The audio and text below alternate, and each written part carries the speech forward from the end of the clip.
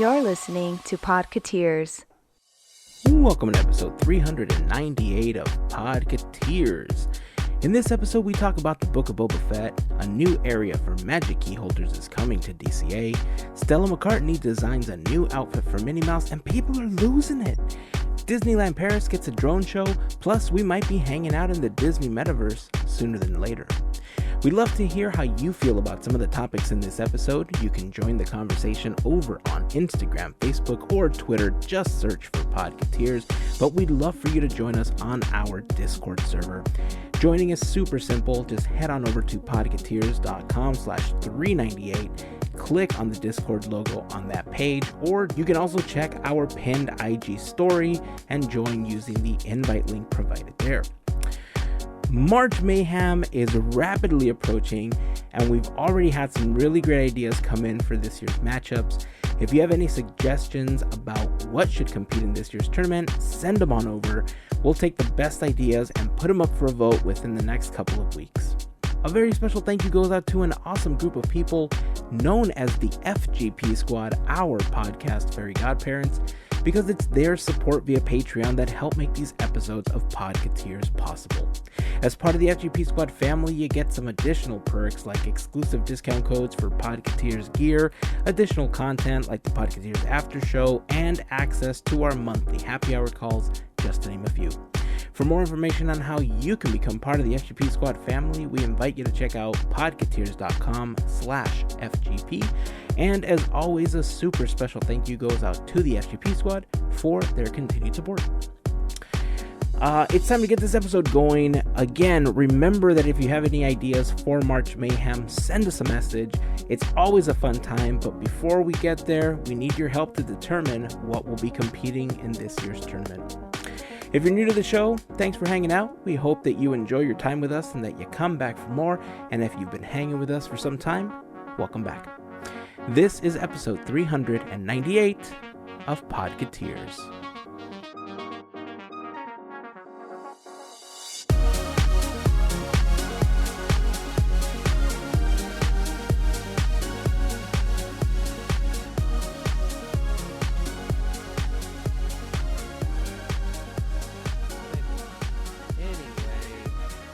Robert Fettuccini to talk about, his new official given name. Everybody's calling him Robert Fettuccini. Are they? I think everybody on the internet is now calling him Robert Fettuccini. It's taken the world by storm.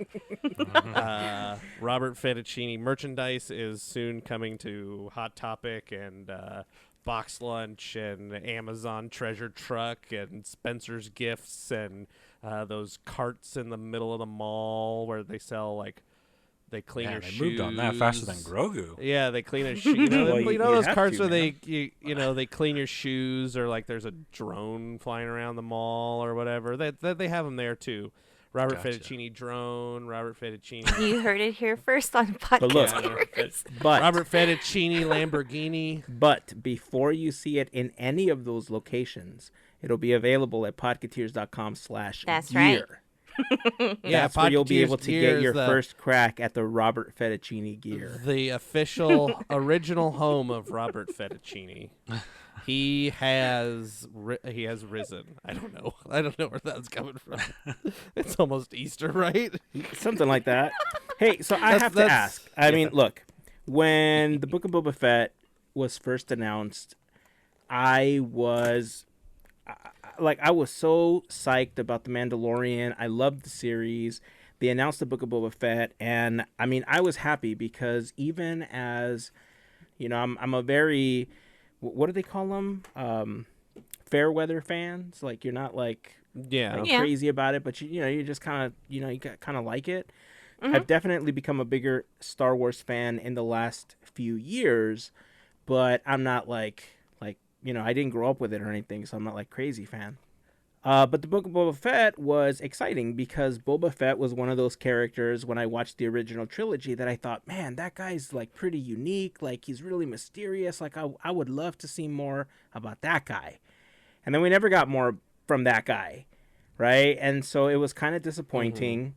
The Mandalorian comes out, and I thought, oh, this is great because now you kind of get to hear the backstory of the same type of dude that Boba Fett was, and The Mandalorian surpassed my expectations, and I like it even more than some of the other Star Wars properties.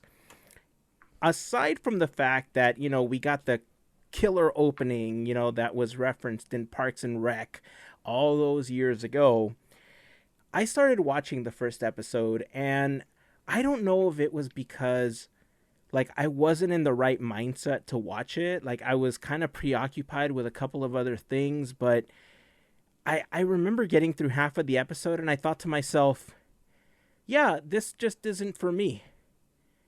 And it feels like I didn't really give it enough of a chance because it probably picks up by the end of the episode, or maybe if I try to rewatch it again now that I feel like I'm more prepared to watch it, maybe I feel like I'll enjoy it more. But at the same time, I feel like my mind has already clicked into this weird state of, you didn't like it as it started, forget about it, just move on with your life.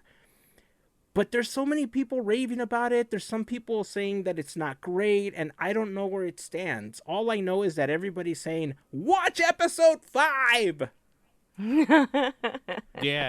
Episode 5 is just an episode of The Mandalorian. It's not an episode.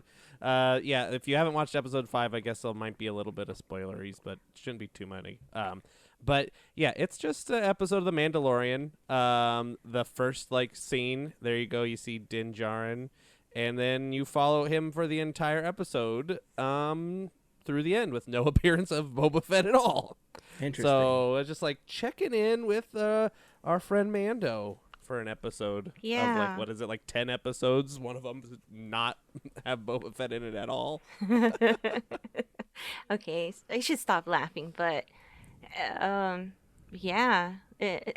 I laugh because it's the highest rated episode, and it's sad because it doesn't have the main character whose the show is about, and it's like, all right, cool. I mean, I'm not a hardcore Star Wars fan. I'm not. I am absolutely not. I know I don't have all the knowledge, but you just go to episode 5. If you haven't seen 1, 2, 3, 4, there's zero connection. Oh, weird. That's why I'm saying you could go straight to 5. It's like Mandalorian season 2.5 or something. It's just it's just one episode. That had to be blue. Wow. That had to be B-reels because it made sense for Mandalorian. Didn't make sense for Boba Fett. So it's like, are you doing this for ratings' sake? What's going on? I mean, there's I don't know. There's no way they could have squeaked this out. I mean, it seemed like new footage. It was a very cohesive story, unless it was just an entire episode that was on the cutting room floor. But the way it ends does the last 3 seconds of the thing does tie it in. It makes sense in the Boba Fett timeline we've had so far. So yeah, who knows? But I mean, a lot of people are they want Bryce Dallas Howard to have a Star Wars movie now. They say that all the after The Mandalorian, they're like, yeah, okay, well, this guy needs a Star Wars movie and this one needs a Star Wars movie. But yeah, Bryce Dallas Howard directed this one. I think she did some Mandalorian episodes too. But yeah, it was fantastic. It's just, I think the storytelling in this one is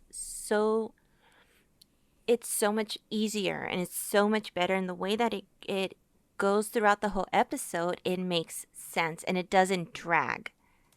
It seems, I don't know. I don't know. It's two complete different things. And I mean, don't get me wrong. It's still pretty good, but it is just, there's something that doesn't make sense. And yeah. But I was highly pleased with this episode. They're positive here. They're retconning, Boba Fett kind of a little bit, but it's kind of like an origin story, but not really. It's okay, here's all this. You didn't know he was alive anymore. Well, he was, and here's all the stuff that happened between him coming out of the Sarlacc pit and when we met him in Mandalorian is like the first 3 episodes is him just doing all this stuff. There's a lot of flashbacks and flash forward stuff.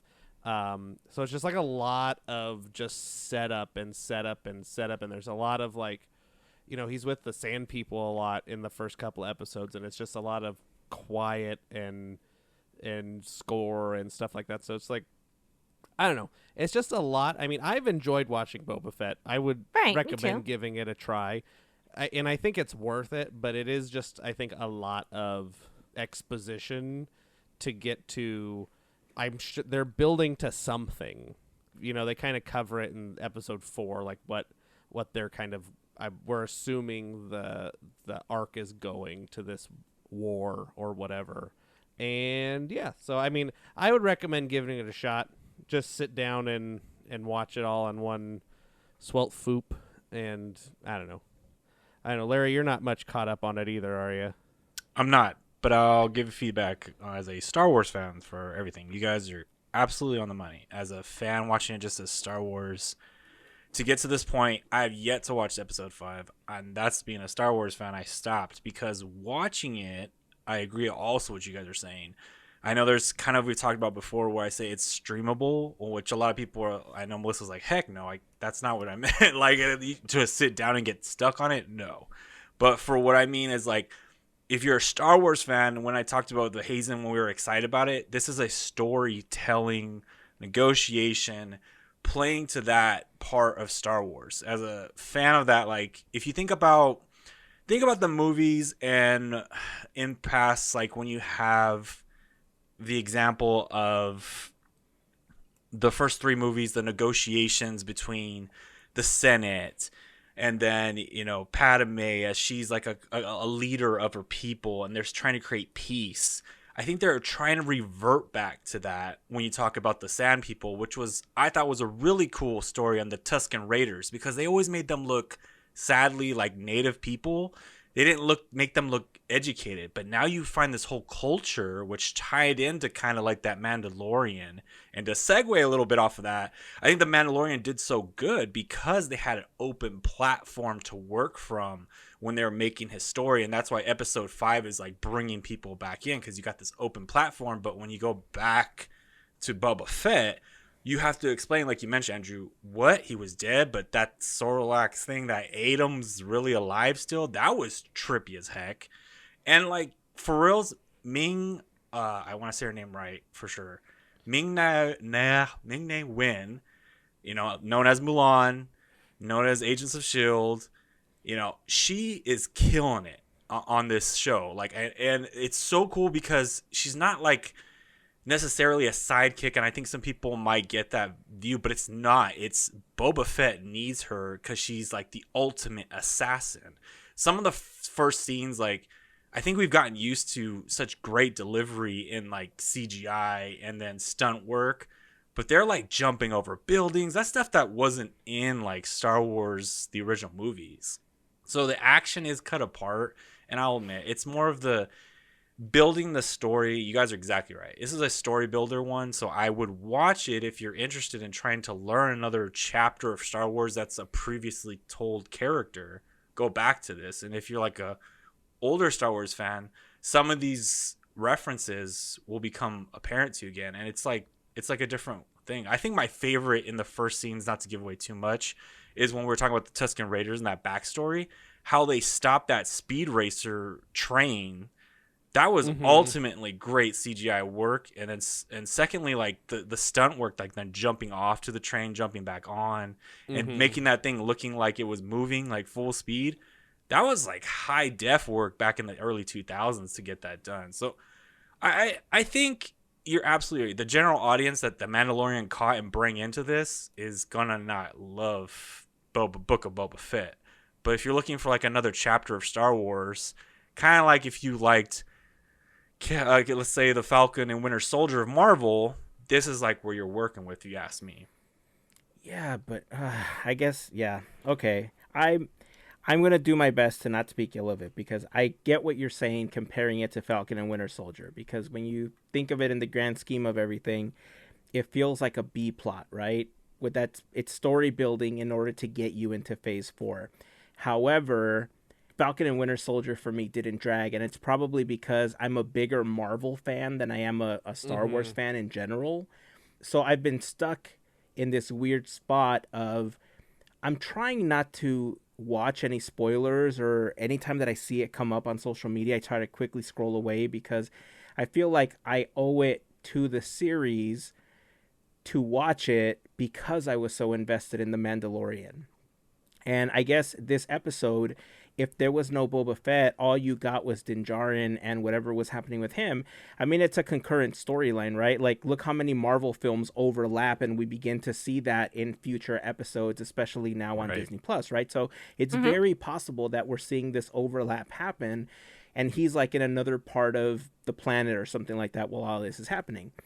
The one thing that did catch my attention, though, was people seem to be complaining, or people seem to be worried, I guess is a better way of saying it, about somehow reminding people about Tatooine and the series getting stuck there and making people upset that more stuff isn't happening on Tatooine, either in the Star Wars series themselves, like in the new trilogies, or even at Galaxy's Edge, or, you know, in the parks.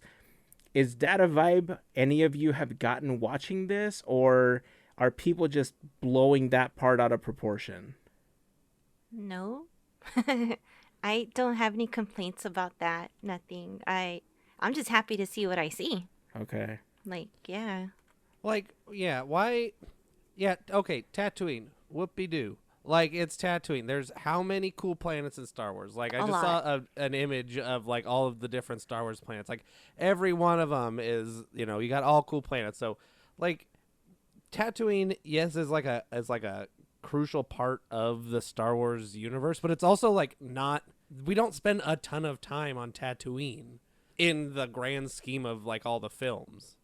It's a small but crucial part of the films, but, yeah, okay... I don't know. I'm just happy to see, you know, I'm a little more than a fair weather fan of Star Wars. You know, I like it. It's fun and whatever. But I see Star Wars as just like, it's fun. Yeah. Like, just watch it to have fun. That's why I watch Marvel movies, to have fun. It's not, you know, there's not some bigger thing there for me anyway. So yeah, I've not felt that way about, I don't know.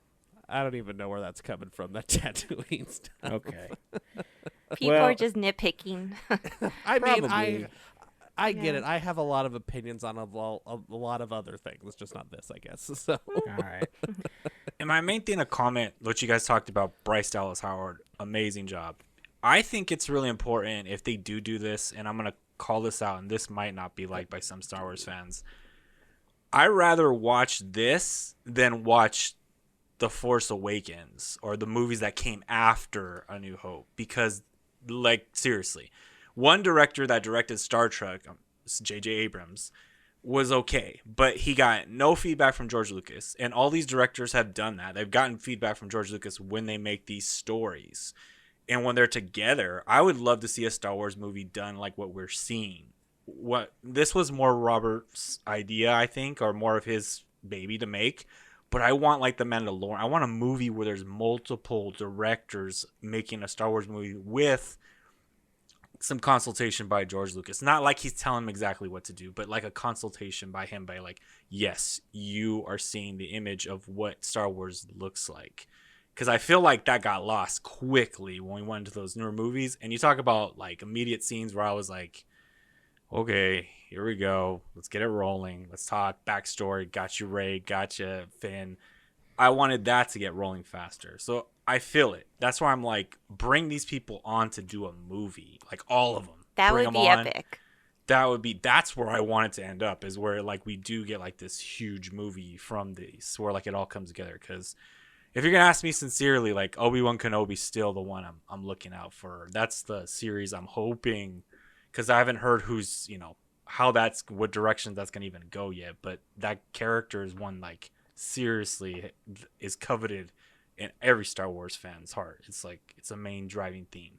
But for now, if you're just trying to watch this, you guys are right. You probably don't need to be like fully invested in watching every episode each week. But if you got some time to like Star Wars out and just check it out, it's kind of cool to get some of that backstory history. So then when you go back to like watching the movies, it fits. And then maybe, I don't know, the last 2 episodes, we'll see. Yeah. I can't say they won't pull anything awesome because they've done it before. Yeah, that's interesting that you say that, especially about the directors and how a lot of them, especially early on, had an opportunity to consult with George Lucas, because I feel like, you know, when we were talking about the original trilogy as they were coming out, or when they finalized the trilogy, it was essentially a mirror image of the original trilogy with different characters and a different setting, right? And Exactly. like, to me, it felt like a reset for Disney. Like, now we own Star Wars. We want to be the ones telling the story, but we want to drive the ship. Like, we don't want the ones that Lucas made driving the ship. We want these new characters driving the ship. And the only way to do that is to retell the story with the characters that they came up with. Because that's why we see Rey in Batuu. That's why we see V. That's why we see, Chewie. And the characters that we see are the ones that they created, in this new trilogy. Yeah. With all of, like you're saying, they're retconning Boba Fett. They're doing things that Star Wars fans wouldn't necessarily expect to happen, because it's kind of like we talked about with the attractions, right? Like, whenever they redo an attraction, they're not catering to the audience that saw this 30, 40 years ago. They're catering to the audience that in 30, 40 years is going to be saying, these were my Star Wars movies. Right. So I guess what I'm getting out of everything that you're all saying is I should give it a chance. I should get out of my head that it wasn't good to begin with, and I should just watch it. That there's a good chance that I might still enjoy it. If I jump to episode 5, I wouldn't be losing anything. but I feel like there's also a part of me that, and I don't know how people are going to feel about me saying this, but I may have already kind of said this before. The way that Kevin Feige has become kind of like he's the one coming up with all of the steps, all of the plots and everything. Jon Favreau is kind of taking the mantle for Star Wars in that way. Every Star Wars fan is hoping that's what's happening. Yeah. We're hoping. And if that's the case, and Disney's giving you a green light to redo everything in your own image, please. Wouldn't you want to take that opportunity? Yeah. Please. Like I said, that would be yes, please, more. That's when I'm like in Marvel mode. Yes, please, more. Bring on the happy. Heyzen, but also, Boba Fett, the series has, let's see, what do we have that's cool? You got Max Rebo shows up. I'll spoil that for you. Max Rebo and Rex droids, like Rex from Star Wars is in there. That's right. There's people that modify themselves with droid parts. There's Star Wars right there. Hover motorcycle races are like very bright colors. A different age, a new age in Star Wars. Tactical Chewbacca. You got the twin Hutts. Yeah. You got all kinds of stuff. You got cool people. Okay. You got fighting, and you got more fighting. Boba Fett's in a tank. Wait, what? Is it? It's like not like an army tank. It's like a healing chamber, I guess I should say. Oh, yeah, okay. I know, that's kind of a trippy story too. That's interesting. How that's going, because I don't want to get too in depth with it, but usually when you see things on the dark side, they're like what you talked about. They're part droid, part like they're built like Darth Vader, but he's got a healing chamber. So you're like, interesting. That's different. That doesn't necessarily make him. He's a bounty hunter in the beginning. Remember, that doesn't necessarily make him affiliated with like that dark side, being a droid, half person, half thing. That's a machine, right? So That's a weird thing I think we're going to have to figure out, too. Like, how does that play out? Well, look at Fennec, who's like, look at all her like droid parts that. Oh, I'm not going to spoil it too much, but droid parts. But, like, there's like droid parts. There's like a droid parts. Maybe Boba Fett is kind of part droid, but we just haven't seen it yet. Oh, I mean, great. wasn't he a clone of now Django to begin with? I have no idea. We're going to have to see how this all plays out. I don't know. There's a lot. I thought That's that what was. I said. I thought that was pretty well known. Like not like. Well, yeah, Boba at the Boba beginning. Fett is a. Like- yeah, But Boba you're Fett is- insinuating that he's droid still. That's what you're saying, like that. Well, from what you're saying, Boba Fett. that's all I'm gathering. Like I'm trying to piece together what you guys are saying as far as this like tank that he's in. It's like a water tank. Like okay, remember, and I'm gonna bring up apparently Larry's movies he doesn't like in the Last Jedi movies or whatever the last one was. Pose in the like tank, and he comes out as all the tubes on Yeah. it and stuff, and he's like, Yeah. He was in the like Matrix, yeah. or like Luke. Luke's in one too, He's right? in At the some point Matrix. with Quoted somewhere else. That's good. All right. Red pill or all right, fine. I'll watch it. All right. Just watch it. It's fine. I think it's that's Star like Wars. what we just did with Okay. Heyzen, folks. That we're trying to do with you. Just watch it. Just throw Yeah. it up. Star Wars is just supposed to be fun. Like movies are fun. yeah. Right. Okay. TV shows are fun. I mean, they should be fun. Everything should be fun, and nothing should be sad. The end.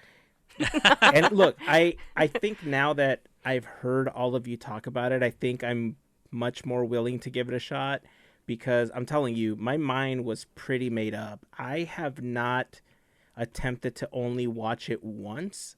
I have tried 4 different occasions to watch it. I don't know if I'm making a mistake by watching episode 1 from the beginning and then kind of getting to the middle and thinking, why am I watching this again? And then I kind of give up on it, or if maybe I should just pick up where I left off and keep watching from there so that my brain doesn't have enough time to reprocess it because I've seen that 4 times now. But the last Yeah, do time was a couple of days ago after we got off the call, the happy hour call with the FGP Squad. I was thinking, okay, well, I want to watch something. I'll sit down, I'll unwind, I'll make myself a snack, and I'll, maybe I'll catch up on this. And as I was going to start watching that, I said, I'm going to watch the Harry Potter reunion instead. And I switched and I went and watched the Return to Hogwarts thing instead. But I bet you could jump right back in like you're thinking, and then it kind of just becomes like one of those things where like, oh, I know where I left off. That's like that's why I feel like it's a stream where you can watch over a weekend where you're like, oh, I got something to do in between, and I got something to do whatever to come back to. I think that's what it feels like. Something like you could come back to watch. Fair enough. And be okay. All right. Then I will do myself the favor and not watch like a episode book. 1 from the beginning. It's a book, literally. Book of Okay. Boba Yeah. Fett. Okay. Yeah, You know there what? you go. I'm convinced. I'll do it. All right. I'm in. I'm in again. You put it down, you bring it back. Well, thank you for Book of getting me back in then. I don't know. I swear I just saw another, like, everything is going to be like the book now. I swear I just saw like the book of John Cena or something announced. Oh, or wow. What? something. I don't know. Somebody correct me if that was I have not seen that yet. Yeah, but that I like- think Need the to book have of I'm like whoosh. the book I of have life, no the clue. book of Henry, the book of Eli, the book of Oh, I see love, where the you're book. going I don't know. with No, but I could have swore there. I don't know. John Cena.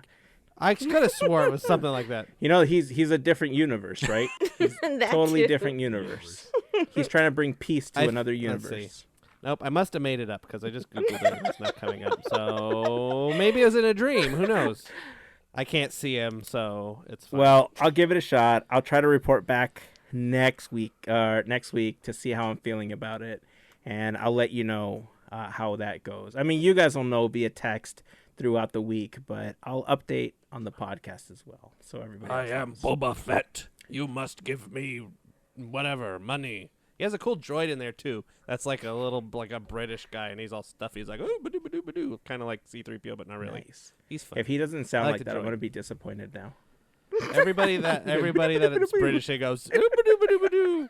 No, He he's sounds more like sad. Mrs. Doubtfire, He's but bleepy bloopy. he kind of sounds like my. He kind of sounds like my. What's James Corden? Oh, Oh, jeez. no. Thing, yeah. Let's stick Back to to- Mrs. Doubtfire, but bleepy bloopy. Okay. Hello. Bleep bloop. Bleep bloop bloop. Bleep bloop.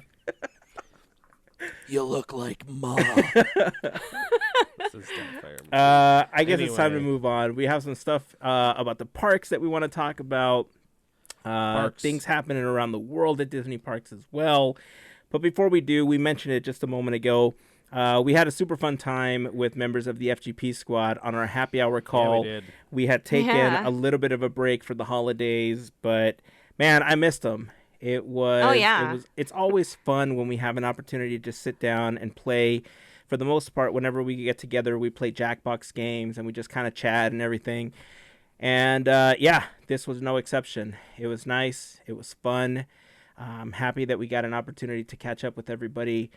I'm looking forward to the day that we can all finally get together in person again and, watch a movie or whatever, like we used to. 3D print. Yeah, 3D Right. print We're apparently. all yeah. going towards again. Here we go.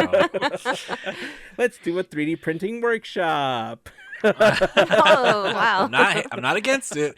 I just would like to be included in it. So, if you don't know what the FGP Squad is, it is an awesome group of people that help us out with a monthly contribution via Patreon. They get some additional perks like the mentioned happy hour call that we have monthly, some additional content over on Patreon, first dibs at any new products that we release as part of the Podketeers gear line, which is our online store, and more. So if you would like more information on how you can become part of the FGP Squad family, you can head on over to podketeers.com/FGP for more information. There you will find a link to our Patreon, list of some of our top contributors, and some information on the FGP Squad along with that as well. Plus, if you sign up for one of the particular plans, like our Diamond plan, you also get a Podketeers button, like an FGP Squad button. After like the first couple of months, you also get some stickers and all sorts of stuff. So I like to send out random gifts here and there to the FGP Squad members. So, it's an additional perk. One day you might just get some random gift in the mail. Yep. Lots And of love. the names make sense. The different tiers make sense. It's not just like enchant and dream and believe and Shots fired. Shots fired. pirate and Tinkerbell and sorcerer, just random It's nonsense. not thrown words. out there, huh? They make sense on what you're getting into. Yeah, I mean they're very basic, but if you have any questions, you can head on over to podketeers.com/FGP. In case you're wondering, our 3 tiers are the Main Street level, the Gold level, and the Diamond level, and you'll get some information as far as what's included with each of them. But the Gold and Diamond levels do have exclusive access to the FGP Squad only section of our Discord server as well. So you do get an opportunity to chat with other members of the FGP Squad along with us.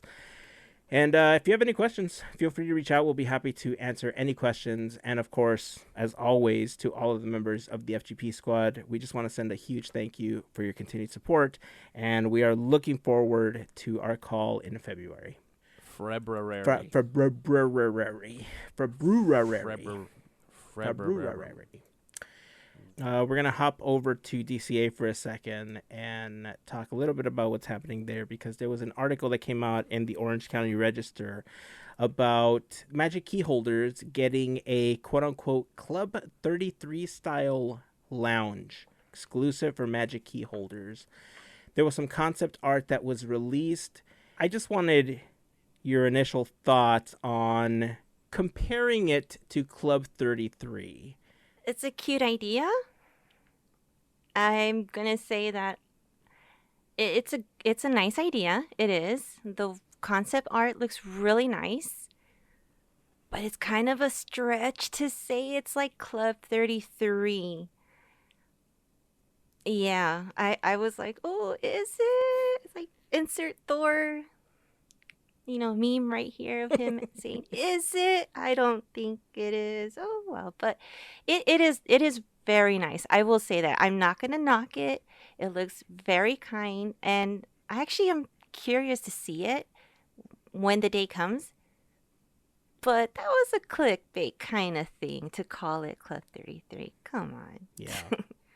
So I mean, it's nice that they're expanding this the Magic Key Lounge, I think is what they're calling it.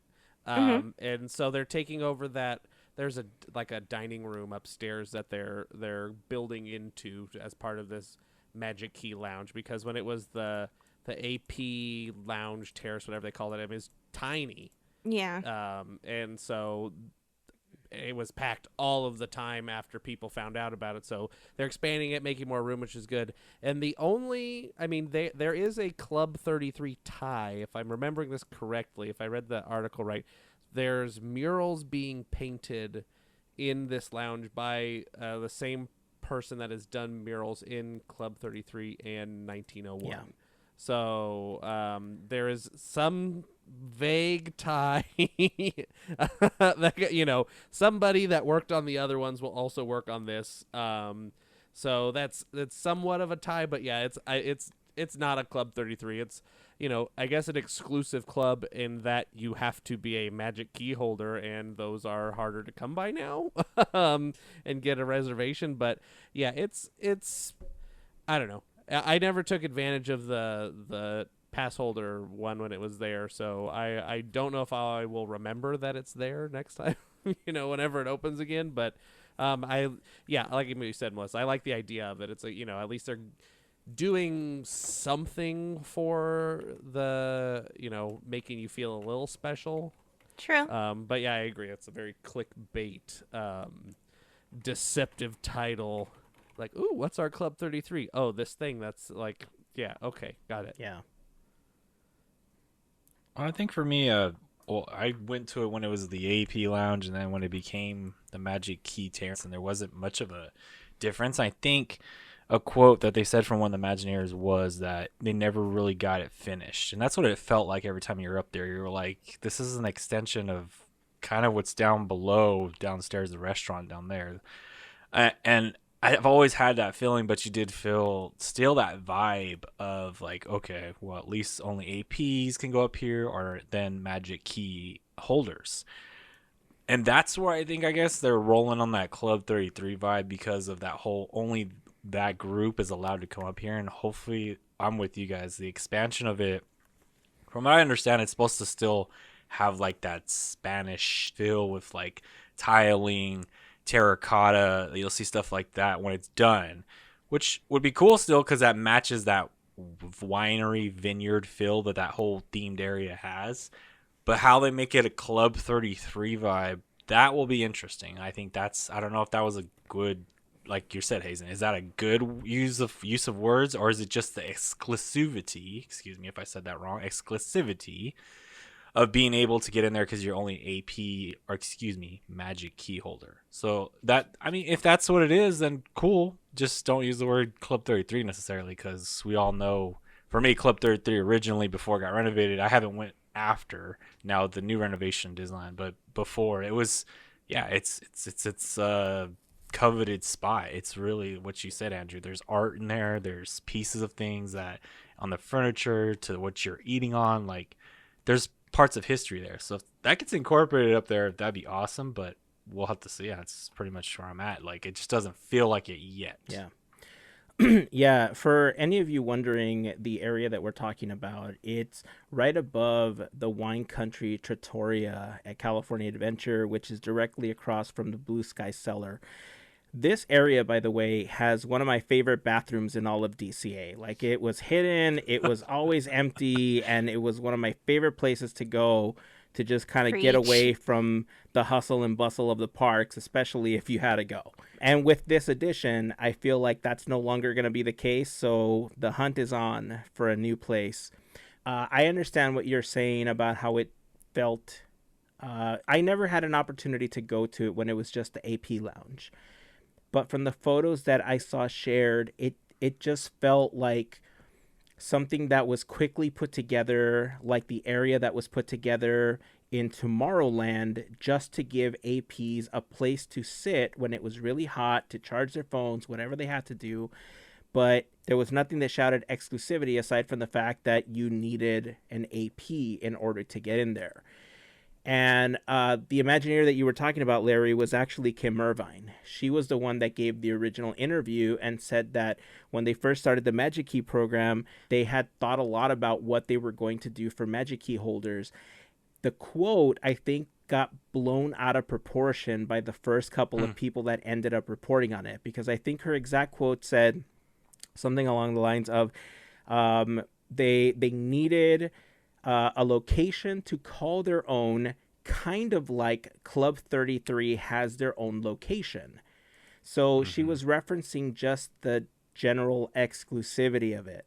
But I think what ended up happening was very similar to the Spider-Man video, right? Because when I saw the story first, I thought the same thing. I was like, why are they calling this Club 33? It's just the Trattoria, right? I get that they're adding some paintings and everything. Like you said, they're adding, a little bit of a story to it. But it seemed like it was really far-fetched to be calling it Club 33 until I read Kim Irvine's actual quote. And to me, it just felt like it was the Spider-Man video all over again, where somebody caught a couple of words and they said, it's Club 33 for magic key holders. I'm like, that's okay. That's not what she said. Like, okay, cool. So Right. I get it. I'm glad that they're doing it. I never really had an opportunity to go to the other one. I don't know if I would go to this one either. Most of the time, especially the one in Tomorrowland, I just went at inopportune times, but it always seemed like it was really packed. And I would just rather go sit at like Fantasia Gardens or something instead. Like, it never felt like I wanted to hang out there and just be like, yeah, I'm just going to sit in the AP lounge today. I was never in a situation where I felt like I needed that. I guess this particular location is going to be a little bit different because you have alcoholic drinks to go along with it. So if you happen to be somebody that likes to partake in alcoholic drinks, then I guess you have that going for you too. So I guess there's some advantages of using that lounge for magic key holders. You're not going to have to bounce them around because they've bounced around from places in Hollywoodland. They've bounced around to other locations in the park as well. So having a fixed place where you can go that's nicely fixed up, has maybe some snacks, maybe some drinks, I guess people are going to be pretty happy about that in the long run. Where everybody knows your name? Huh? Where everybody knows your name? Where everybody knows your name, exactly. Norm! So yeah, it'll be interesting. I'll probably want to check it out once it's open. At least maybe take a couple of photos and at least visit it once so that I can say that I've visited once because... Here it is. Yeah. Okay. Yeah. And drink a Sprite. If they got good food, I mean, they changed up the menu a little bit. I know they've done it a couple of times, but if they got some good food too that you could only get there, that might change the game as well because they they keep things down to wraps with stuff with menu a lot. Yeah. So we'd see about that too. You know what I realized about returning to the parks? This was one thing that I didn't really take into consideration, and I was talking to my wife about this not too long ago. I'm not sure if I mentioned it on the podcast, but remember I told you I got Invisalign? Mm-hmm. So Invisalign in general is a pain in the freaking butt because you have to do the whole like flossing and brushing and take them out, and you got to have the little hook with you to grab them and like set them. And I know plenty of people that have lost them in the past because they forget about them or they accidentally ruin them, and you can't eat with them. You can't drink with them. You have to only drink water.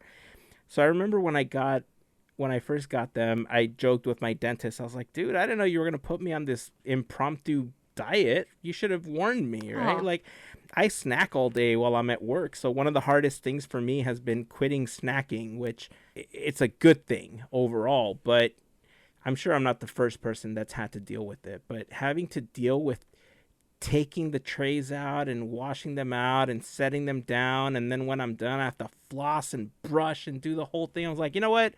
I'm just going to take a protein shake and I'll just eat that. I'll survive on protein shakes while I'm in the parks, and then I'll be good. Then I won't have to worry about it. Yeah, that's one way to do it. Yeah. Money hack all the way, too. That's true. Yeah, that's true. You can do it. I will say that the advantage is that I don't have to wear them very long. Like, I'll probably have to wear them through summer of this year. So I don't have very long to go. So hopefully, by the summer, everything's completely opened up again. I'll be able to enjoy some pizza or something the way that it was meant to be enjoyed in the parks. And anyway, some rubber fettuccine. Yeah, exactly. Sorry, weird sidetrack, but anyway, with those boba balls that we were talking about. Yeah. The Boba that was fettuccine before we started started with the recording. Boba Anyway, fettuccine Boba balls. fettuccine. No. Boba fettuccine balls. Okay, so let's hop over now all the way to the other side of the world here almost, because Disneyland Paris is celebrating their 30th anniversary, and a couple of really cool things are happening. One of them is Minnie got a brand new outfit designed by Stella McCartney. But apparently, a lot of people lost their minds about this. I'm not sure why. Like, one, the outfit looks Me neither. pretty dope. But why are people losing their minds over this? Because pants, apparently. Pants are they don't want to be like what's her name in the Jungle Cruise movie. They don't want to call Minnie Pants. You know, The Rock comes up and, hey, Minnie Pants. Better than stickers, I guess. But yeah, Minnie's got pants on. How dare she want to wear some pants?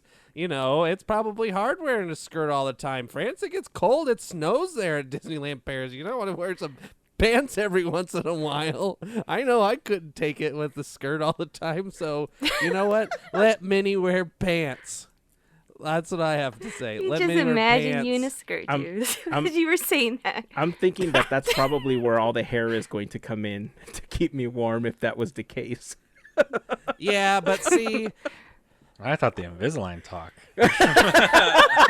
was far, but here we go. I'm very pro pants, anti being cold in the winter.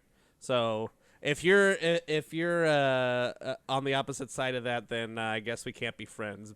But If you're anti being cold in the winter, I think and the against pants. one of the funniest things is people forgot she's already been in a pantsuit, kind of, for the cruise lines. Yeah. And Just That dodging was the like white pants. like 3 years ago, going on 3 years. On the Disney Wish, right? Uh-huh. Yeah. Mm-hmm. And there's other outfits she's worn, like other things. So it's not the first time. Yeah. I mean, look, And these aren't no off the rack pants every either. every chalk walk, she's wearing a tracksuit. And there Okay. you go. So at least she's warm on those days. You don't have to worry about. I mean, Yeah. it doesn't snow in Anaheim, but at least she's warm in a tracksuit that early in the morning. It is cold Yeah, in the it's morning. chilly. The Run Disney events too. Is she in There a you go. tracksuit at Run Disney too? Yeah. Well, there you go. Why are people losing it over this then? I don't know. I don't know. I wish I would know, because it like we were talking about, we just nailed 3 different situations where she's wearing other than a skirt or a dress, and like let's not even talk about her variations of how she looks from park to park. Like, I mean, she's always usually wearing a dress, but like the way she could look from different parks, it's like completely different. Are we talking about aesthetics here, or are we just talking about her look in fashion? Like, that's just, I don't know. It's mind-boggling. I feel like it's one of those things that I think there's a little bit of a theme to this like episode certainly right now. It gets blown out of proportion, just like we talked about the Club 33 situation and the Terrence, and then also, you know, you talked about the Spider-Man video. It gets a little blown out of proportion. Yep. And it's sad because it's really going for the anniversary. Like you said, the real idea is to promote the 30th anniversary of Paris. That's the real. It's good actually 2 things. It's for the 30th anniversary, but really it was designed because it was meant to honor Women's History Month in March.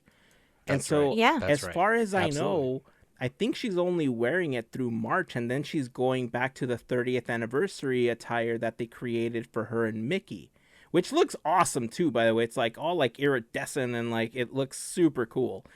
But I know. So cool. if people are losing it because they're honoring Women's History Month with this, that's a ridiculous reason to be against it. Correct. Why can't she wear Correct. pants? I mean, that's really the thing. Like, I get it if you're really caught into what Minnie originally was about, but what's wrong with her in a pantsuit? Like, are we getting into the whole point of this, like, she's really a mouse? Can I we mean, can we it's- talk about that's really what it is, how right? Well, awesome she is for just wearing black pumps? I'm like, yes, A little bit of goth right there, just perfect. Yep. Right? See, then you get him down to that style. I mean, we really want to get into it. Donald, like, never wears pants, right? Right. So why doesn't that become an issue? The guy's literally never wearing pants. Or Winnie the Chip Pooh, and right? Dale, right? Right. Well, yeah, don't get me started with Winnie the Pooh. There's a lot of reasons with Winnie the Pooh, not including his interesting trip down whatever ride that is at Disneyland. But no pants. So why was this whole pants issue? Maybe like characters should just like not wear pants, and then we'll just go from there. Yeah. Either Pants are everybody nothing. wears pants or nobody wears pants. Nobody wears pants. I like Hard it. stance. Nobody pants. All pants are no pants. Can you imagine? Oh, man. Where's the line? Oh, Yeah. Monstro in pants. Dumbo in pants. thinking Maleficent opposite. dragon in pants. Goofy with no pants is like, you can't do that. You I have to know. have it. Like, Oh, hey. awkward. Yeah, I don't know. I almost started going on a Santa hat rant again. Felt it coming. I picture Monstro in pants. It's pretty crazy. Monstro in pants. His body's shrinking down to just a little pant. It's like Oh, it's like cute. that. It's like that. What's the? Is it in Melody Time or whatever? Where it's the whale that sings the opera or whatever? Oh, yeah. Oh yeah. So there That's you it. go. There you go. Whales in pants. You know, why can't Minnie be in pants? It's pants. Yeah. Like, this isn't. I don't know. It's a great design. Yeah. That's the part that's a bummer too. It's just a really nice, exquisite design. Like I could see kids wanting that as a doll. Yeah, and, like, yeah. liking it. It's really nice. It's well done. You know what's going to happen? That's the bummer. I can already see it happening. Like, it's not happening here in the U.S., obviously. We're going to see that, I believe, only in Paris. But I can already see the Disney bounders in mini power suits walking around Main Street. Yeah. And it's already, look, I would think that a pantsuit might be more comfortable because, one, you wouldn't be as cold. Mel, maybe you can vouch for that. Hey, that's how I bound. That's the thing, right? Like, I think if Right. the last 2 years have taught us anything is that you should wear what's comfortable, Yes. right? And what you feel good Yeah. I don't think, I almost said something that I immediately felt was false. I was going to say that I don't think anybody's going to say anything about you wearing how you feel comfortable. But yeah, there's plenty of people that would say, why are you wearing that? To many people. So never mind. I take that back. The fact that that's done is ridiculous. You should just let people wear whatever they feel comfortable in. You know, it's a free Yeah. world. Just let everybody be And happy. mouses. And for Let mouses. mouses wear Yes. what they wanna wear. She's a mouse. For Mickey's in. sake. Right? Anyway, I think we should move on because that's the whole thing. Like I said, if it was as a protest Yeah. to Yeah. the Women's History It's Month, sad, then but check it out. it makes it even yeah, worse. Give us your thoughts. You know, the arguments. What you just think about the dumb. design itself? I think that's the coolest part. It's like different design. Because even when Melissa mentioned earlier, she's been in the boat for the dream boat and the captain looking yacht style pant. This is like an own design pant, Yeah. which I think is really cool. We love our Nemo meat. I can't say that right. Those little design dolls that they sell with their own little clothes at the park right now. You could variance their costumes and whatever. They're very small little figurines that have blown up on the other part of the parks. I want to call them amiibos. They're not I that. I don't know what they're called. Nemo. No, they're. Oh, I just went gosh. in my brain and then Yeah. popped I'm out. no out. help. I don't know. I almost called them Mio, but that's that stuff you put in the water. It's No, not- Nuimos or something. Like Nuimos. There it Nuimos or something. Oh, okay. That's Yeah. that thing Mario's part of. Those are right? blowing up. Yeah. And you could change Yeah, whatever Nuimo. clothes they got on there available to buy. Watch, that pantsuit's going to become available for those little And it's things. gonna sell out. It's going to sell out. It's going to be on eBay for $500. Oh, And no. somebody's going to be geez. like, here's a drawing Get your- of the outfit get your drawings. for Get your nasty $10,000. drawings We're going to donate ready. it to charity. Your freestyle drawing ready. All right. Well, if you have any thoughts on Minnie wearing a pantsuit, let us know. Join the conversation over on Instagram, Facebook, or Twitter. You can also join us on our Discord server. If you're not a member yet, super easy to join us there. Just head on over to our Instagram story. You'll see it pinned for Discord. Click on the link that you see in that story, and within a few clicks, you'll be a part of the server. So it'll be great to have you. We can converse about this a little bit more there. But if you want to leave your thoughts on Instagram as well, we'd love to hear how you feel about it because, yeah, this is technically not the first time. So, I mean, even like I was looking, I was trying to find more pants thing, and like Minnie's been in like culottes at Animal Kingdom, which is like those big white pants, and it's it's not like Mic it's drop. new. It's whatever. Also, I just like saying culottes. I was about to like, say, what a pull. Culottes. It's like, the Indiana Jones cast members wear them too. They're like really wide pants that almost look like a skirt, but they're pants. Boom. There you go. Yeah. You've learned something today, folks. Boom. Yep. Culottes. That Andrew likes to say the word culottes. Culottes. Culottes. All right, so sticking with the festivities that are happening over at Disneyland Paris, look, I will be the first to say I'm absolutely jealous of this because for years now, I have been lobbying for Disney to put together a drone show at Disneyland because, one, it'll help the environment, two, it'll look super cool, and three, it's drones. Like, how Right? awesome is that? Disneyland Paris is apparently getting the very first drone show in replacement for the fireworks that they are doing as part of the 30th anniversary. They have their own company called Dronesis, I think, if I remember correctly. And they've been out testing it. You can see them. There's a little demo reel that they put together talking about it. And you can see them putting together the big 30, for the 30th anniversary of the park that you've seen in a lot of the iconography, a lot of the marketing materials that they have. Dude. I know. Drones. I know. Drones. Oh my God. Drones. I can't believe Paris beat us to the punch on this one. Is it they beat us to the punch, or is it the aviation, regulations aren't as strict there as they may be here in California, or even maybe Florida? Maybe that's the space they work out of. I know they own that area, but once you get in the sky, everything changes the rules, right? That's like the rules. That's true. That's a good point. Or maybe they're like still scared, like they want to see somebody, like Disney's not ready, like you talked about, pulling the trigger. So they've used this company or this group to do the show to be like, let's see if they could successfully pull this off to where it's magical, the Disney vibe, and the best time to do it, 30th anniversary. Yeah, I'm not exactly sure why you're trying to use logic against me right now. Okay, I understand. Drones are involved. I understand that the aviation rules for drones here are ridiculous at times. It could be, honestly. I think you're onto something because the fact that, was it last year or the year before that they started requiring you to get a flying license in order to fly a drone. Like a certain license to do a drone. Yeah, in California. If it's over a specific weight, I believe now you actually have to read the manual for flying, and you have to be familiar. You have to pass a test, and if you get the license, then you can fly specific drones.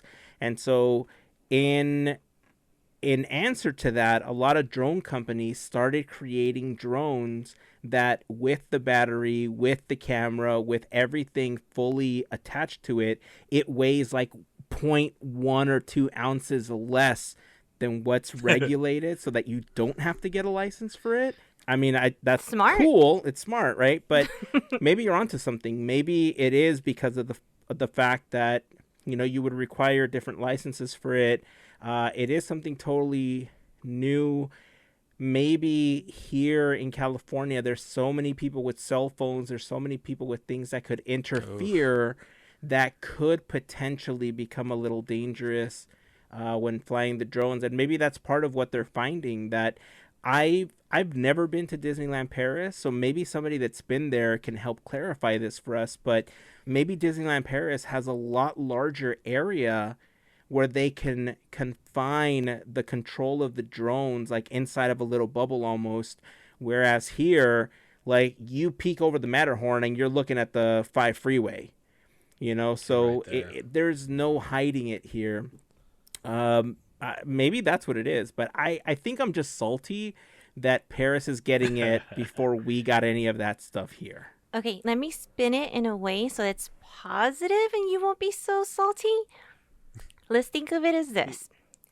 You know how, let's say, Walt Disney World, they were the first ones to do Genie Plus. I know it's horrible, yes, but that's not my point. My point is, like, let's say they were the first park to test that. Let's say Disneyland Paris is the first park to test this. And somehow, let's say they find all the kinks, they go through everything, they figure it out. And by that time, hopefully, they could bring something over here. And yes, I understand it's retired. I'm not talking about MSCP. I'm saying, remember dreams come true. Drone show, you're welcome. The end. Goodbye, folks.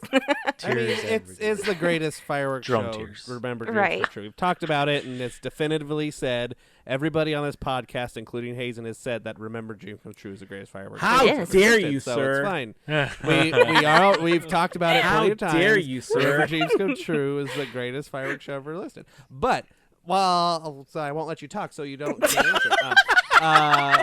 Wow. I looked up Google Maps at Disneyland Paris just to see, because I think we were thinking kind of the same thing about like what room they have and stuff like that. And there's not like a ton of backstage property from what I'm looking at that I can tell is officially Disney Parks property. Disneyland Paris apparently sits in a big giant circle of like a freeway, which is kind of interesting. But I'm also not sure on how far away or how close like drones are in comparison to like fireworks. But if you look at just the castle area in general, there's a lot of lawn and a lot of like open space just surrounding the castle, in front of the castle. And if that's, compared to like Disneyland, where it's like there's a tight. castle and then you're right there. Water. So if stuff was to, blow around or fall straight down, if they were going right above the castle, then maybe that's a good spot to do it. I mean, I'm sure we'll find out more when the show is live and we can see what it is. But there's also like, it's surrounded by fields in a couple different areas. So depending on how far away the drones can be, that might be a thing too. There's just like a couple of like big giant fields that might have like rice in them or something. I don't know. Yeah. And trees. So yeah, but I've never looked at Disneyland Paris on a map. It's in like a big circle. Yeah, I had never seen that either. is I'm looking kinda at cool. it for the first time myself. If you're on the side of Phantom Manor, Indiana Jones, like that entire area, like of Adventureland, looks like it does hit up against like more buildings and some housing or something like that. But on the opposite side, near the Newport Bay Club, there is a bunch of fields. And so maybe because they're going to be so high up in the sky, maybe that's where they're going to do it. Well, there's like, I mean, if you like use the castle as reference, like if you follow Main Street down, like from, because where you want it is directly behind the castle is where you want the fireworks, or drones to be. So if you use the, straight line of Main Street goes into the circular hub and then the castle's right there, directly in line behind that is a bunch of houses. Yeah. Across the thing. But then a little bit to the left of that, there's like some trees and some rice fields and, I don't know, a little pond. I don't know. So if it's more to the left off, outside the big circle freeway, who knows? But there's also just like the lawn in front of the castle too that is decently sized compared to a lot of the other open spaces we see. I mean, it really, compared to Disneyland for sure, it's a big, a much larger stage lawn area than what we have. Yeah. Well, for now, I'm going to chalk it up to that. I get what you're saying, Mel. I don't know if it helps all that much. Maybe it did a little bit because I seem to be more calm about it now. I tried. Definitely not the type of space that we have here. There's nothing like that around here. But I don't know. Maybe as more information comes out, maybe they will talk about that at some point, or, some talk that an Imagineer will give at some point at an expo or something will be like, yeah, we did it because we had space. And here in California, there was too much interference. And people could probably connect to one of the drones via Bluetooth, and we did not want it to go out of control. I mean, that's probably, Probably a good Yeah. idea. Anyway. Do I want to see it here? Absolutely. So I'm hoping that what you said, Mel, is, the step that they're taking, that they're getting all the kinks out and everything, and that we'll get, a cool version of it here at some point to celebrate some kind of anniversary here as well. And who knows, maybe they already are testing it and we just don't know it. They're using different Who knows? characters. Yeah. Yeah. So we'll see. It's probably some place out in the desert, like where just they have storage and stuff, just where they shoot the fireworks off. There's just drones flying around being tested. We don't know about because it's a secret location. It's true. It could be. Area 23 or something. Area 33. 33. There you go. Area 1901. Yeah. 1955. Yeah, take your pick, man. Area 17. Yeah. I mean. All right, so the last thing we wanted to talk a little bit about is also something that we've brought up in the past. And I feel like this has been a long time coming because there's been a lot of different scenarios that I feel were little micro tests that can kind of lead us into this. But, Facebook recently announced that they were changing their name to Meta because they wanted to create this metaverse where everybody was going to, live together and party together and hang out together and everything, right? Apparently they want to be the Oasis from Ready Player One, and they want all of us to live inside of some kind of Matrix-like simulation. Disney has apparently joined this metaverse thing. And apparently this has been a conversation that's been going on for a couple of years. Interesting that about 2.5 to 3 years ago I was talking about it. But that's beyond the point here. The point is that a couple of years ago they started really talking about the Disney Metaverse. And in December, they were awarded a patent for some technology that they were thinking about using as part of the Disney Metaverse. Now, the way that it would function is you would feel like you're in sort of like a simulation. Things are being projected around you and everything, and you're walking around the parks, you're walking around different scenarios. If that sounds familiar to you, it's because it's kind of what's been happening with things like the Void. Like the Void has been around at Downtown Disney. You put on a helmet, you put on some goggles, you walk around these rooms, and you're essentially in these simulations. If you're at home, you can have something like Oculus. You can play like PlayStation VR. And you've seen the videos. They're super funny of people running into walls all the time. Hopefully that doesn't happen with this Disney Metaverse thing. But what's really interesting about this Disney Metaverse thing is that it's not going to require a helmet or glasses in order for it to function. The idea behind the patent is that you're going to walk into a room and that everything is going to be projected around you. How you interact with things in the metaverse, I don't know much about that yet.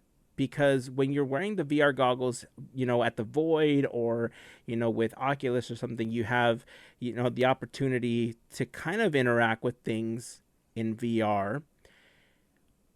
But the way that this was set up is really interesting because, like I said, it's not going to require any glasses or helmets to function. One, question for all of you. One, do you want to live inside of a Disney Metaverse?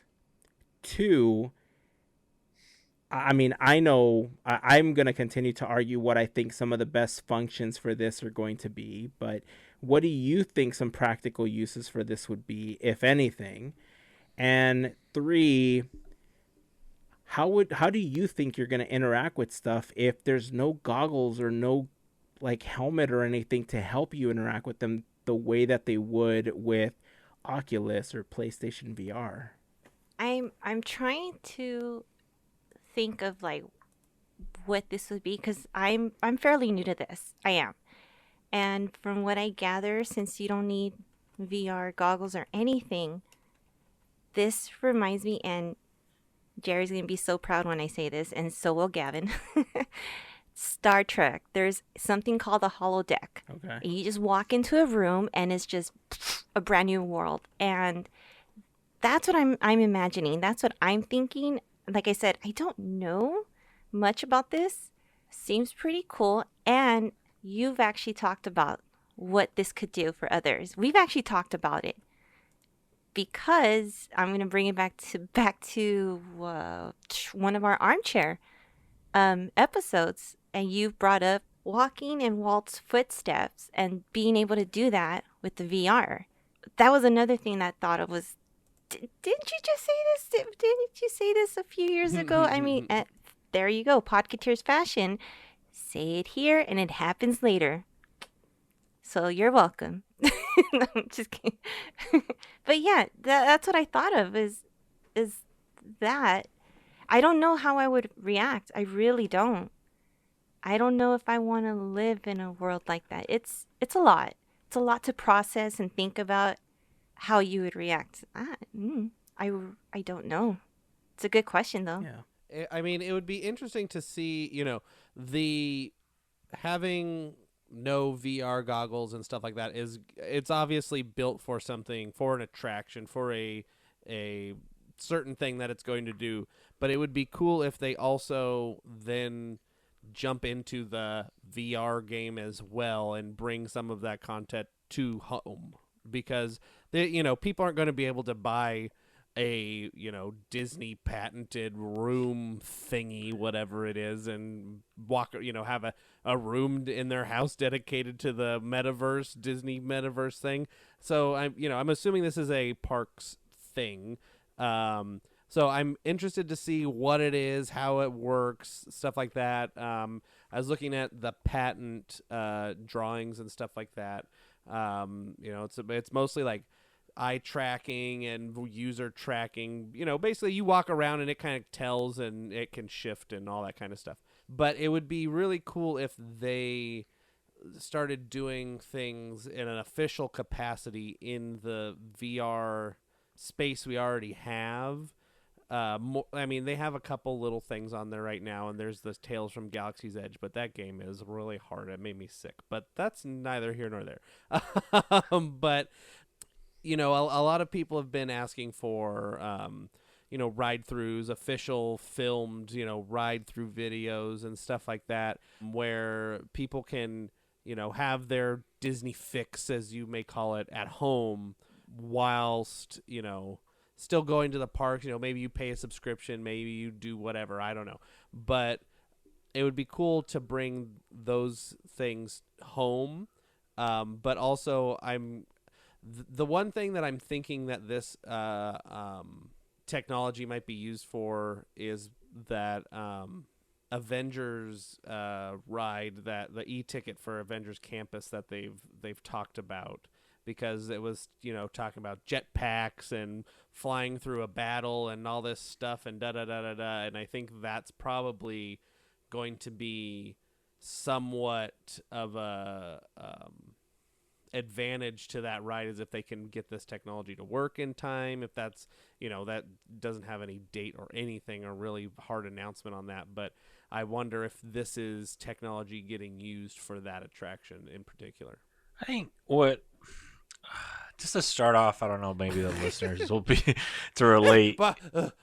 It's because when I hear the word metaverse, I immediately, sadly, I'm tying it to what Facebook is doing. And when you hear meta, it's unfortunate, because you're like, oh great, if it's like tied to Facebook, I know what they're trying to do in the VR realm, but you think what I just said, VR realm, and this as metaverse sounds still what Disney, which I like, does.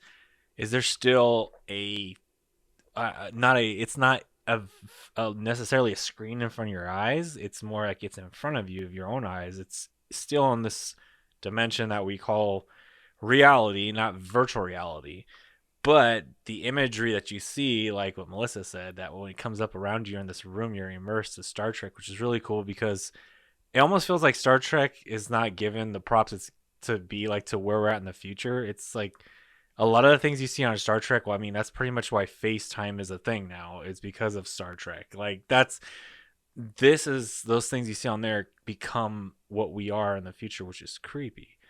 If you're gonna ask me with Disney, I like that they're going this route because then there's still this part of seeing it in front of you.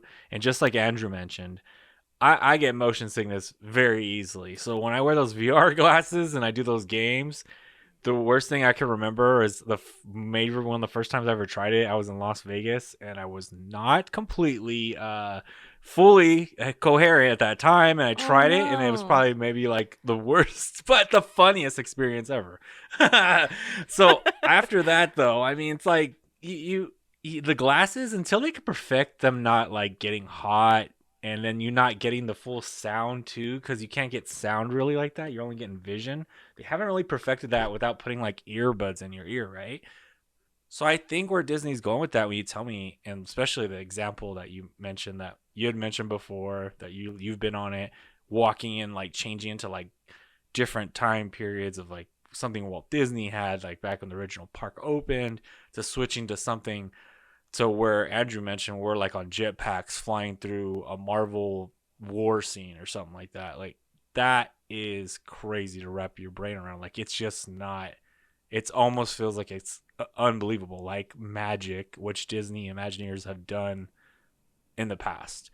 And I hope it's more that way than the way that Facebook sells it. No offense, sorry if you're a Facebook fan. It just feels like they're kind of profiting on for that idea of the metaverse. Yeah, I mean, that's exactly what's happening. Like, Facebook is essentially trying to capitalize on an idea that's been around for, I don't know, 30 years now, 40 years now. I think it was like the early 90s, where it was initially like dubbed as part of a novel or something. And then Ernest Cline took it further in Ready Player One. I don't remember what the original novel was.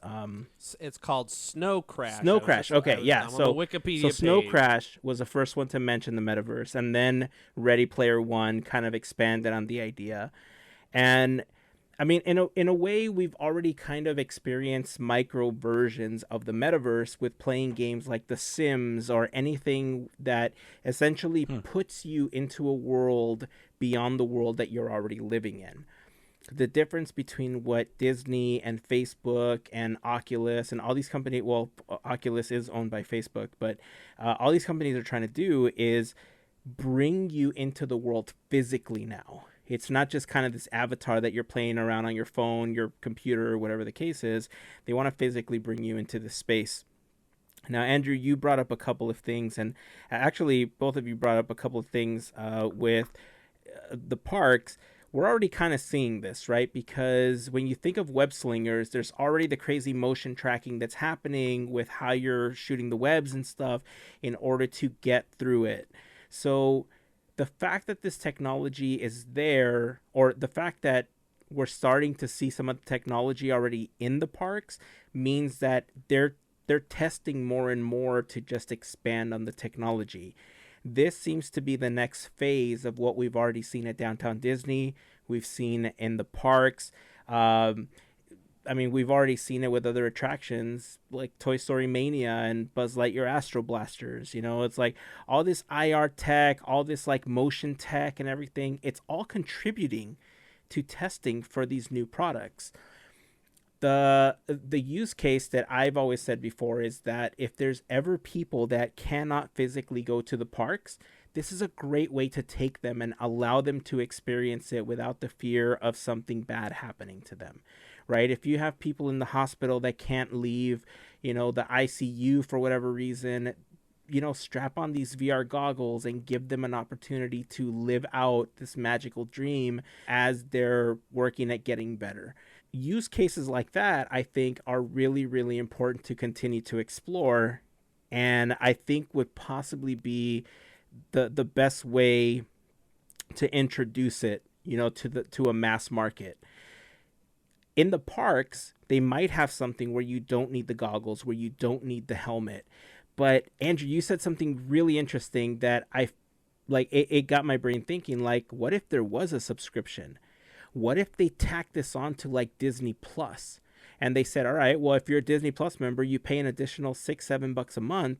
And if you have, let's say, an Oculus, you can strap in and you can ride the attractions. You got a full VR, like professionally made Disney version of the attraction that you can ride through at home. That would be awesome. You know, and then to take it a step further, Larry, you were talking about the movies and everything, you know, Andrew, you mentioned it as well. Dude, forget the attraction. What if you were in an IMAX movie and you're experiencing an Avengers fight, like with like Iron Man right in front of you, or Doctor Strange doing his magic in front of you? It would be crazy, you know, to have to think about that, obviously, but considering how much of these films is already CG, it's not that far of a stretch to create a 360 rendering of that area for you to physically be in. I hate to say it, but man, I'm so excited about this. I know that people are like, no, but I do understand that there are concerns about how things like this can pull people apart, that it can segregate you. And, you know, as humans, regardless of whether you're an introvert or an extrovert, we need connection with people. The difference, I think, is just who you connect with and how many people you connect with. But everybody needs some kind of human connection. Things like the metaverse drastically change how we interact with people. I mean, if you think of how many kids these days have trouble talking to others, or how many people in general have trouble talking to others, but it's easier to talk via text, I think that's what people are concerned with, you know, that there's this shift of digital communication versus personal communication that can happen with something like this. But if the parks continue to be open and you can have like an in-person experience where you don't have to wear the goggles, you don't have to wear the helmet, but you're in these awesome scenarios, or you can pay a subscription and get kind of like a lesser version, but still super cool at home, I would want to experience both. I would want to do the home thing to get my fix. Like you said, Andrew, I could get my quick Disney fix riding a couple of attractions. Imagine being able to get up in the morning and be like, I got a meeting at 9, but I'm going to go ride the Haunted Mansion. Just give me a minute, okay? Yeah. And then you go, you take your lunch break, you take a bio break, as we like to call it sometimes. And, you know, as part of your bio break, you go also get yourself a snack, and boom, you're on Splash Mountain. You know, it's like, how rad would that be? Or you're riding, you know, Mystic Manor. Oh, yes, or, exactly. You know, or, you parks know, around the Tron world. coaster, or exactly, yeah. Dude, I'm so Okay, psyched. I could see that. I'm so psyched for this. Like, I think there is a way for us as a society to be able to come up with some kind of solution where, yes, there can be some human interaction, that there will be a better experience interacting with other people. But man, Disney in the metaverse, psh, please, yes, now. I don't even care if I said it and then they took it from me. I don't even want to check. Just make it happen at this point. I don't know. Human interaction's overrated. Have you met people? Well, nowadays. Touche. Yeah, I mean, look, I think the last 2 years have really separated people into multiple groups, and it is difficult to want to be around certain people. But look, I mean, if you could choose the people that you're going to be around, like if I could hang out with you guys on an attraction like this, if we could all get together inside of a room and then not wear goggles, not wear helmets, but we could experience Disneyland Paris, like you said, Phantom Manor. You know, if we're at Downtown Disney, but all of a sudden we're at Phantom Manor, dude, that is awesome. Yeah, sure is. I said Mystic Manor, by the way. It's sorry. Even better. Even Still, better. okay, I mean, it's But still good. Either it's way. still good. All the manors, all the mountains, all of the everything. And then, you know, you could be like, big chickens like me can go on all the scary roller coasters and not have to worry about being a big chicken and see all the cool stuff. True. Unless you get motion sick, like Larry was saying, then it's a whole other story. Yeah, we're going to have to... they got some stuff to work out, I'm sure. So Yeah. it'll get there. It'll get there. The point is, Disney, we volunteer to test this out for you. Call us. You have our number. I have an Oculus at home, so yeah, we can. If you need a reference, talk to Bobby. I mean, I know he's not there anymore, but I know he's like super cool with everybody there still. He'll be like, Heyzen, yes, bring him in. He's a cool guy. He'll help you test. And that'll be it. I'll help you test. If you want to hire me as a consultant and give me the Imagineering badge for a month or two, that's fine. I'll play along. You know, you don't have to pay me as a contractor. You can pay me as an Imagineer, and I'll help you test it. It'll be fine. Yeah, I want one of those brown construction helmets. Yeah, with my name on it and everything. I love it. When dreams come true, right? Remember, dreams come true. Greatest. Anyway, I think overall, I think the metaverse can be super cool, especially if it's implemented in ways that can be enjoyable by more people. The technology in general that they've patented just about a month ago now for this seems really cool. I'd love to see more about it, and I'd love to see more about how it's being implemented. One thing that we do want to keep in mind about things like this is that there's tons of things that Disney patents and are never used. There's tons of things that they patent and we don't see used until 5, 6, 10 years later because the rest of technology needs to catch up with it. It's the same with just everything in the park, right? Like the Imagineers that opened up the park did everything that they could with technology that was available to them. And as technology has advanced, we've seen those things take effect inside of Disneyland, California Adventure, and all of the other parks. So next generation, I'm so for it. I'd love to hear your thoughts on what you think about this and pretty much anything that we commented on. Join the conversation over on Facebook, Instagram, or Twitter. We'd love to have you over on the Discord server. Again, check the Instagram stories, click the link, and within a few clicks, you'll be on our Discord server. Any final thoughts before we wrap up? Because I'm like super psyched now. Like I'm about to go buy an Oculus so I can start getting ready now. Get prepared. I'm gonna wait on apples. I don't know. We have one at home. It's pretty cool. One thing I wanted to bring up, just because we've missed it the last couple times. Jonathan Freeman just left Aladdin. I almost said Aladdin Musical Spectacular. Aladdin the musical on Broadway. Original voice of Jafar. He originated the role on Broadway, and he's finally taken his retirement. So I just wanted to say congratulations to Jonathan Freeman. But yeah, just a little short saying for him. But yeah, other than that, let's get out of here. Awesome. Good no. Well deserved. I'm good. I'm ready to see. All right. All right. Well, on that note, this is where we're going to wrap up the episode for this week. So until next time, keep dreaming, keep moving forward, and always remember to pass on the magic. Have a fantastic week, everyone. Bye. See ya. To wear pants or not to wear pants? That is the question.